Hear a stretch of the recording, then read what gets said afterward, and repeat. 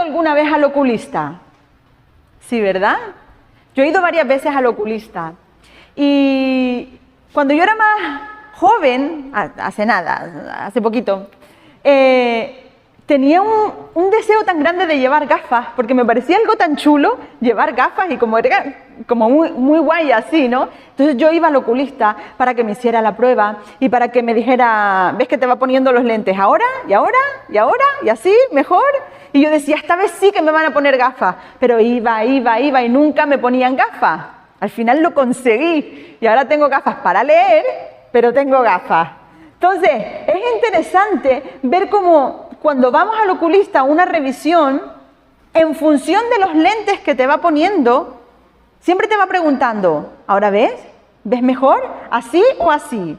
¿Ahora o ahora, verdad? Y va cambiando las lentes en función de cómo le vamos diciendo hasta que le decimos que vemos con claridad. Y en esta tarde me gustaría que nos acercáramos a una historia de un hombre, la que acabamos de leer, un hombre que tenía un problema de visión. Y esta historia es muy interesante y se narra en el Evangelio de Marcos. Y Marcos, sabéis que cada uno de los evangelios tiene un poco un enfoque hacia quién está escrito. Marcos está escrito para los gentiles. Y por eso no se mete tanto quizás como Mateo en presentar la genealogía de Jesús, de dónde viene, hijo de, porque realmente a los gentiles eso no les interesaba, no eran tan conocedores de todo esto que conocían los judíos, así que les daba un poco igual, pero Marcos lo que hace es presentar de una manera tan sencilla el Evangelio y se fija en las acciones de Jesús. Y a través de las acciones de Jesús presenta una enseñanza. Pero fíjate que el Evangelio empieza directamente con Juan el Bautista. El ministerio de Juan el Bautista, de repente viene Jesús, viene el Espíritu Santo sobre Jesús aprobando su llamado, aprobando que viene de Dios, y a partir de ahí ya empieza el ministerio de Jesús. Y vemos una historia, otra historia. Y Marcos las narra, no se pierden los detalles, no se enredan detalles, sino va como muy al grano, muy claro, muy directo. Y todas las historias que se narran son muy interesantes, pero en esta tarde la que vamos a ver, yo creo que va a ser muy provechosa para nosotros. Y comienza el texto, como hemos leído, diciendo, cuando llegaron al pueblo de Betsaida, unas personas guiaron a un ciego hasta Jesús y le pidieron que lo tocara. Ahora, cuando Marcos comienza a contarnos esta historia, comienza diciéndonos que llegaron a Betsaida. Y como decimos que iba al grano, no nos dice nada acerca de Betsaida. Realmente no sabemos de dónde venían estas personas. Sabemos que llegaron a Betsaida. Y Betsaida significa casa de la pesca. Era la tierra donde habían nacido Felipe, Andrés y Pedro. Y Betsaida tenía zona de mar, estaba el mar de Galilea, y tenía zona de desierto. ¿Os acordáis cuando Jesús había alimentado a los 5.000? En esta zona, Betsaida. Y además, en esta zona, Jesús hizo muchos milagros. Pero tenía una peculiaridad, y es que los habitantes de Betsaida tenían un corazón muy duro y eran muy incrédulos. No creían en el Señor, no recibieron al Señor como el Mesías, y Jesús los reprende duramente. Y fíjate lo que les dice en una ocasión: por la dureza de su corazón. Si me puedes dar uno más, por favor. Dice: ay de ti, Corazín, ay de ti, Betsaida. Porque si se hubieran realizado en Tiro y en Sidón los hechos poderosos que se realizaron en ustedes, ya hace tiempo se habrían arrepentido en saco y ceniza. Pero os digo que en el día del juicio el castigo para Tiro y Sidón será más tolerable que para ustedes. Eran duros, eran incrédulos y no abrían el corazón a todo aquello que hacía el Señor. Así que Jesús y los discípulos, cuando estaban en Betsaida, no estaban precisamente en un lugar donde todos estaban con fe, esperando que viniera el Señor. ¿Qué tendrá el Señor? ¿Qué hará el Señor? No, era gente dura de corazón. No era un ambiente de avivamiento, no era un ambiente de ganas de escuchar la palabra de Dios, no era un ambiente con ganas de cambiar las vidas, era un lugar duro, un lugar de indiferencia. Y dice que a este lugar, a Betsaida, llegaron unas personas que trajeron a un ciego. Ahora, Marcos tampoco nos da detalles de quiénes eran estas personas que trajeron al ciego. No sabemos si eran familia, no sabemos si eran amigos. Lo que sí sabemos es que llevaron al ciego delante de Jesús con una intención clara, que Jesús tocara al ciego y éste pudiera recobrar la vista. Ahora, no deja de ser curioso que el texto no menciona en ningún momento la intención del ciego por recibir la vista. No es como en otras ocasiones que vemos a algún ciego gritando, Jesús, hijo de David, ¿os acordáis? Ten misericordia de mí. Otros que venían, que se postraban. La mujer que tocó el borde del manto de Jesús, poniendo en riesgo su vida, porque podía ser apedreada, era inmunda, tenía que estar aparte. Aquí parece que el ciego se presenta más bien con una actitud pasiva. Parece que son los otros los que lo traen delante de Jesús. Y claro, Betsaida, que decimos que era un lugar tan duro y tan incrédulo, seguramente los comentarios que escuchaba esta persona acerca de Jesús no eran comentarios de fe, no eran comentarios de confianza en Dios, quizás más bien comentarios de desconfianza, quizás comentarios de incredulidad. Y todo ello quizás había podido crear en el ciego una actitud de, ¿será que realmente Jesús me puede sanar o me va a sanar?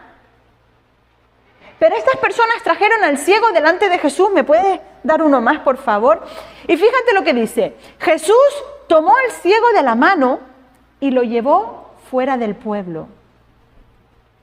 Jesús lo que hace cuando viene el ciego, le saca del ambiente en el que estaba. Jesús podía haber realizado el milagro ahí mismo en Betsaida, dentro de la aldea. ¿Sí? ¿A que sí? Sin embargo, Jesús toma la decisión de tomar al ciego y sacarlo de la aldea. Ahora, según dicen algunos comentaristas, esto podría ser por un lado porque Jesús, y ya veremos lo que dice al final del texto, Jesús parece que no quería seguir, como seguir haciendo obras o seguir haciendo milagros en medio de Betsaida por la actitud negativa, incrédula que había ahí. No quería seguir desarrollando quizás su ministerio ahí. Pero por otro lado, quizás el ciego necesitaba salir de este ambiente.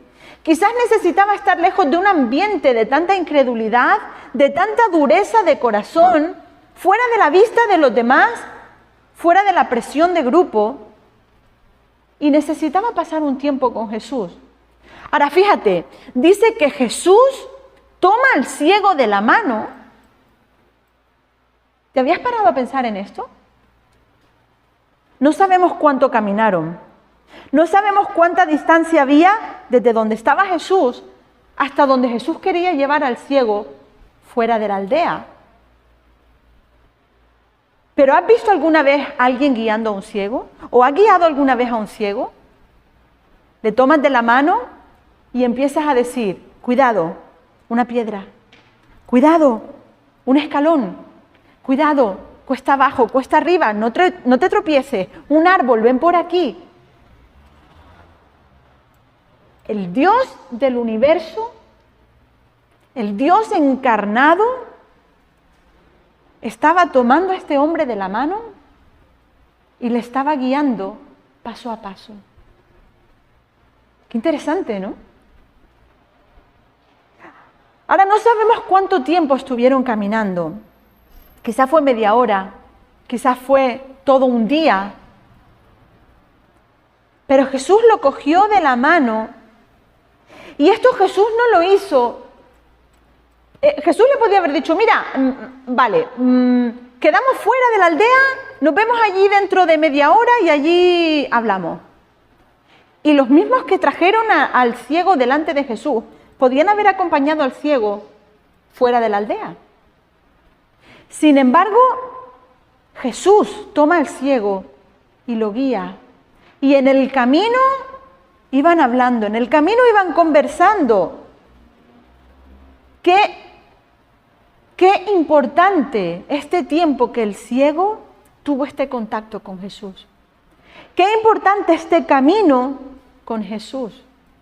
Seguramente irían hablando. A lo mejor el ciego le iba preguntando, oye, ¿y has sanado alguna vez a algún otro ciego? ¿Has sanado alguna vez a algún otro enfermo? ¿Es verdad que caminaste encima del agua? ¿Es verdad eso que dicen de que convertiste el agua en vino? ¿Te imaginas?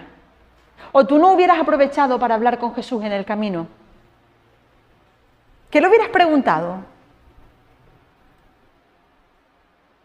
El ciego tuvo la oportunidad de tener este tiempo a solas con Jesús, de establecer una relación un poco más cercana, un poco más personal y de crear cierta confianza. Ahora el hombre no estaba rodeado de un ambiente, ahora el hombre tenía toda su atención fijada en Jesús. Sigue diciendo el texto, le mojó los ojos con saliva, colocó las manos sobre él y le preguntó si veía algo. Ahora, fíjate que justo en este momento venimos diciendo que Marcos desarrolla toda la historia, desarrolla todo el Evangelio de una manera rápida, no da detalles. Sin embargo, aquí se detiene y empieza a dar detalles. Le mojó los ojos, se los mojó con saliva. Otras versiones dice escupió. Ahora, no sabemos por qué en esta ocasión Jesús hizo el milagro de esta manera. Lo que sí sabemos es que Dios, que no cambia en su poder, que no cambia en su esencia, que no cambia en su carácter, obra de manera diferente con cada uno de nosotros. Porque vemos al Señor aquí sanando a una persona de esta manera, pero no iba sanando a todo el mundo de la misma manera. A otra gente le decía, ve, eres sano. A otra gente le decía, ve y haz esto. A otra gente le decía, no te preocupes, te toco. De manera diferente, Jesús sanaba. Y fíjate que el ser humano tiende a buscar la rutina, tiende a buscar hacer las cosas de una misma manera. ¿Por qué? Porque la rutina nos da seguridad. Pero Dios no es así. ¿Y por qué Dios no hace las cosas siempre de la misma manera? ¿Por qué Dios no usa fórmulas? ¿Alguien sabe? Si Dios usara fórmulas, terminaríamos confiando en la fórmula. A más B igual C. Pero Dios quiere que confiemos en Él. Por eso Dios siempre actúa de una manera diferente. Y por eso Dios siempre nos sorprende. Y por eso a veces pedimos algo delante de Dios y decimos, Señor, haz esto y mira, necesito que me bendigas de esta manera. Y puedes usar a este hermano, toca a este hermano y pone en su corazón que me dé esto. Y si no, aquella persona que, y si no, una ya. Y al final el Señor obra de una manera. Tú le habías dado 25 opciones y el Señor usa otra opción que no se te había pasado ni por la cabeza. ¿Te ha pasado esto alguna vez? Y Dios obra de una manera totalmente diferente. Señor, pero si con aquella persona lo hiciste así, sí, pero contigo no. Porque Dios es un Dios personal. Y Dios sabe lo que tú necesitas. Dios sabe en qué momento de tu vida estás. Dios sabe en qué circunstancia de tu historia estás. Y Dios trata contigo de manera personal. Así como lo hizo con el ciego. Y le pregunta, oye, ¿ves algo? Y el ciego le dice, veo gente, pero parecen árboles que caminan. Qué cosa más rara, ¿verdad? No veía muy bien, porque si ves gente que parecen árboles, yo cuando veo esto yo siempre pienso, seguramente no había sido ciego de toda la vida. porque sabía cómo era la gente que caminaba y sabía cómo eran los árboles. Entonces, pero muy bien no veía, porque si veía personas que parecían árboles, estaba un poco despistado. Entonces, lo interesante es que el Señor está haciendo el milagro de una manera progresiva, poco a poco, poco a poco. ¿Podía haberle el Señor sanado de manera instantánea? Sí. La última vez que estuve compartiendo aquí, estuve hablando acerca de los procesos, cómo a veces Dios trabaja de manera instantánea, pero otras veces Dios trabaja en procesos, porque Dios está más interesado en ti y en tu vida que en darte aquello que tú necesitas. Y en este caso, no es cuestión de que el hombre necesitara ver. El hombre necesitaba ver claramente. Así que Jesús le pregunta, oye, ¿ves? Y yo te digo una cosa, ¿habéis oído alguna vez el refrán de que en el mundo de los tuertos, ¿cómo es? En el mundo de los ciegos, el tuerto es el rey. Este señor podía haber dicho, oye, no veía ni torta, ahora veo hombres, parecen árboles, pero veo algo.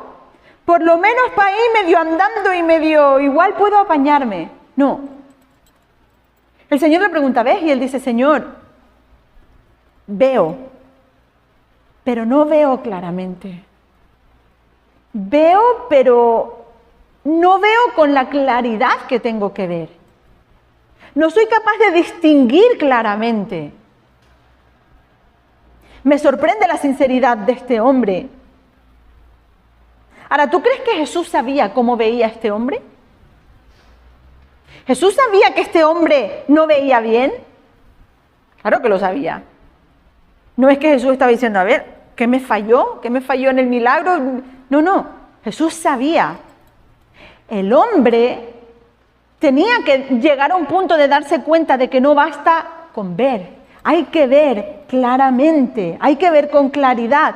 Entonces Jesús le vuelve a poner las manos sobre los ojos y el hombre miró de nuevo y vio todo claramente porque ya estaba sano. Así que finalmente el ciego fue restaurado de manera completa.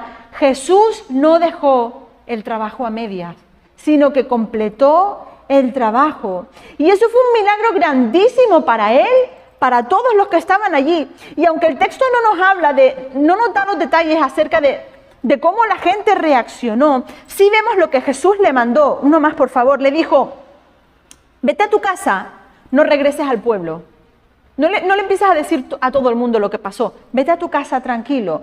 Y esto tiene que ver con lo que dijimos antes, de que quizás Jesús no quería seguir haciendo, en medio de una generación tan incrédula, seguir invirtiendo en su ministerio, porque el corazón ya estaba endurecido. Ahora, en toda esta historia, que aparentemente están solamente Jesús y el ciego, ¿quién más estaba por allí? ¿Quién estaba siempre acompañando a Jesús, mirando todo lo que Jesús hacía, mirando todo lo que Jesús decía? Los discípulos. Los discípulos estaban allí y fíjate que los discípulos justo antes de esta historia habían sido reprendidos por el Señor. Y el Señor les había dicho, pero es que tenéis ojos y no veis, y tenéis oídos y es que no estáis oyendo, no os estáis dando cuenta. Y los discípulos oían, veían, pero no terminaban de comprender claramente quién era Jesús. Jesús era una persona que evidentemente venía de Dios, evidentemente era un profeta, pero no terminaban de tener claro que era Dios mismo, que era el Mesías que estaban esperando. Estaban mirando, pero no veían claramente, no veían con la claridad que tenían que ver. Y los discípulos tuvieron que pasar también por el proceso de ir al Señor, tuvieron que pasar por el proceso de ver hombres como árboles, vamos a decir, de conocer al Señor. Y fíjate que después de este milagro, le pregunta a Jesús a los discípulos, ¿quién dicen los hombres que soy yo? Y es cuando Pedro dice, tú eres el Cristo, tú eres el ungido de Dios, tú eres el Hijo del Dios viviente. Antes veían de aquella manera, ahora los discípulos también empiezan a ver con claridad. Tú eres el Mesías, tú eres el que estamos esperando, ya no hay duda. Antes veíamos como quien ve entre ramas, ahora vemos claramente. Y en esta tarde, en medio de toda esta historia que nos narra Marcos, me gustaría que nos quedáramos con 4 cosas principales que tú y yo podamos aplicar a nuestra vida. Que podamos aprender acerca de la historia del ciego, acerca de la historia y el proceso de los discípulos que pasaron. Me gustaría que nos quedáramos con 4 cosas. La primera, lo que me rodea no determina mi respuesta a Dios. O lo que me rodea no debería determinar mi respuesta a Dios. ¿Qué rodeaba al ciego? Incredulidad, falta de fe, quizás pesimismo, quizás comentarios de no podemos, no llegamos, no sabemos, no quejas y todo esto que se genera en un mal rollo, aun en medio de un ambiente alrededor de ti que sea de incredulidad, de falta de fe, aunque tú seas el único creyente de tu familia, aunque en tu contexto no puedas tener una conversación con alguien, con tu marido, con tu esposa, con tus hijos, de vamos a confiar en Dios, vamos a creer en Dios, o aunque sí lo puedas tener, déjame decirte algo, aunque nadie a tu alrededor confíe en Dios, tú puedes confiar en Dios. Tú puedes mantenerte firme en Dios. Estamos viviendo en un mundo en el que la gente le ha dado la espalda a Dios, le ha dado la espalda a la Biblia, la gente no quiere saber nada del pecado y al contrario, cuanto más pecado, más divertido. Cuanto más azúcar, más dulce. Y la gente se lía y la gente se enreda en el pecado y en las cosas, pero tú y yo podemos vivir en santidad y confiando en Dios en medio de un mundo de tinieblas, porque no vamos en nuestras propias fuerzas, vamos en el nombre del Señor. Dice 1 de Juan 4:4, hijitos, vosotros sois de Dios. ¿Hay alguien de Dios aquí?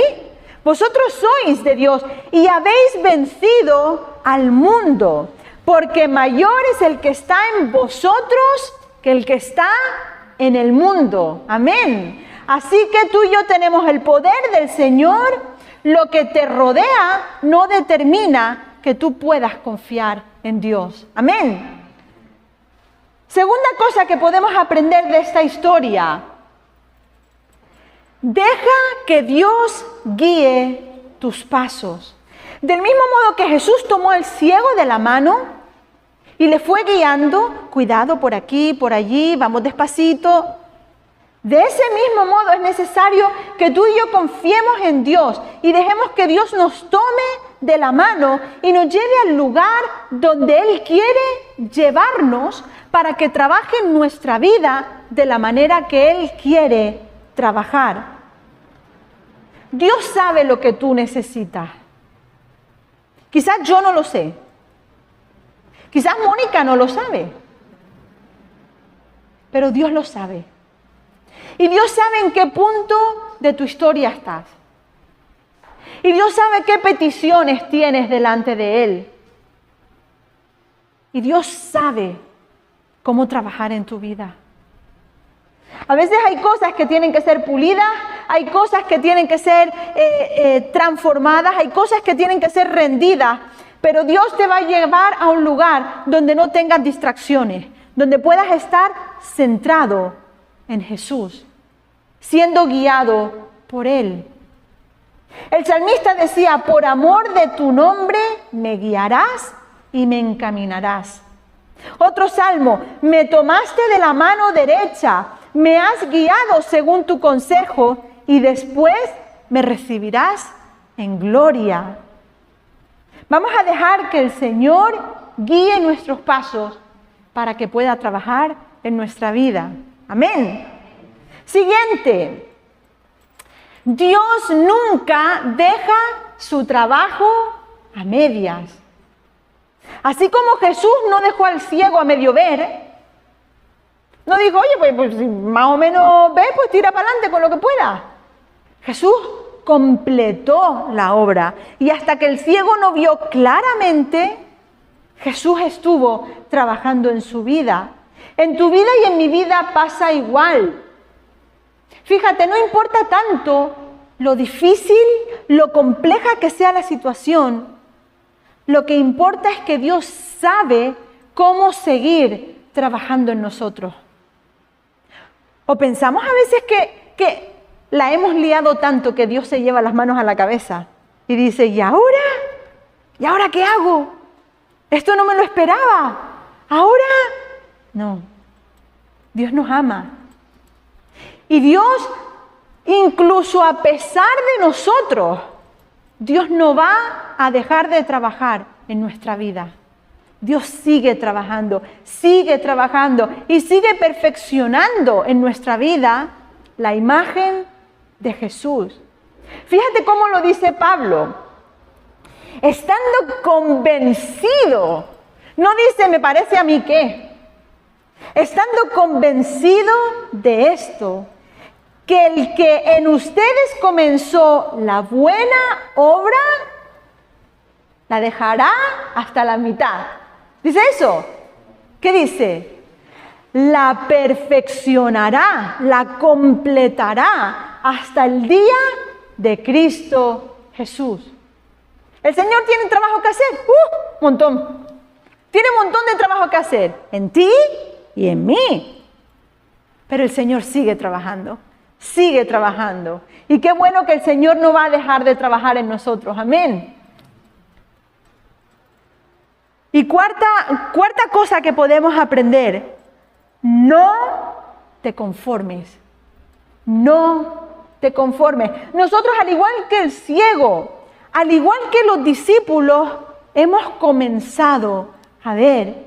Y vamos conociendo a Dios y estamos contentos y vamos como iglesia adelante y tenemos una familia y qué bueno, qué bendición poder estar aquí y qué maravilla. Pero a veces nos quedamos solo con esto. A veces nos quedamos solo con esto y decimos, mira, ¿sabes qué? Estamos contentos, estamos a gusto. Como decía alguien una vez en una iglesia, virgencita que me quede como estoy. Así estamos bien. Y no nos damos cuenta de que a veces nos conformamos con ver hombres como árboles. Y yo te digo algo, si en esta mañana todavía no te has decidido entregar tu vida a Cristo, no te conformes con oír acerca de Dios. No te conformes con saber que Dios existe. No te conformes con saber que Dios te ama o que Dios te está invitando, sino acércate y comprueba y experimenta por ti mismo lo bueno que es el Señor. Dice el Salmo 34:8, gustad y ved qué bueno es el Señor, dichoso el hombre que confía en Él. Y si eres creyente y has recibido al Señor en tu vida, no te conformes con lo que ya sabes. No te conformes con lo que ya has aprendido, con lo que ya has recibido. Sigue avanzando. Sigue conociendo a Dios. Sigue pidiéndole a Dios que se revele de una manera más grande a tu vida. Que se revele de una manera poderosa. Sigue llenándote de la palabra. Sigue pasando tiempo con el Señor. Porque el Señor está listo para tocarte por una segunda vez. Que podamos ver con mayor claridad Efesios dice que el Dios de nuestro Señor Jesucristo, sigue diciendo, llene de luz los ojos de vuestro corazón, para que conozcáis cuál es la esperanza a la que os llama, qué inmensa es la gloria que ofrece en herencia a su pueblo. Si tan solo pudiéramos ver con claridad lo grande, lo maravilloso que es nuestro Dios y todo lo que tiene para nosotros. Si tan solo pudiéramos ver esto claramente, nuestra vida cambiaría de tal manera. Confiaríamos tanto en Dios, descansaríamos tanto en Él. El salmista David, tras una victoria que Dios le había dado en un momento muy oscuro de su vida, en un momento complicado de su vida, cuando estaba rodeado de enemigos que querían matarle, escribió un salmo precioso. Y me gusta uno de los versículos que dice, si me lo puedes poner por favor. Dice, mi Dios alumbrará en mis tinieblas. Cuando estamos en medio de oscuridad, cuando parece que no vemos, cuando estamos como ciegos, como a tientas, Dios es luz en medio de las tinieblas. Amén. Y en esta tarde Jesús sigue haciéndonos la misma pregunta a cada uno de nosotros. ¿Ahora ves? Jesús sigue preguntando, ¿ahora ves? En esta situación determinada que necesitas sabiduría, ¿estás viendo claramente? En esta decisión que tienes que tomar en tu vida, en este paso que tienes que dar en tu compromiso con Dios, ¿lo estás viendo claramente? O quizás todavía estamos confundiendo. Quizás no tenemos la nitidez que deberíamos tener para seguir avanzando. Me gustaría que juntos pudiéramos orar con toda sinceridad delante del Señor. Decirle, Señor, ayúdame a ver con claridad. Amén.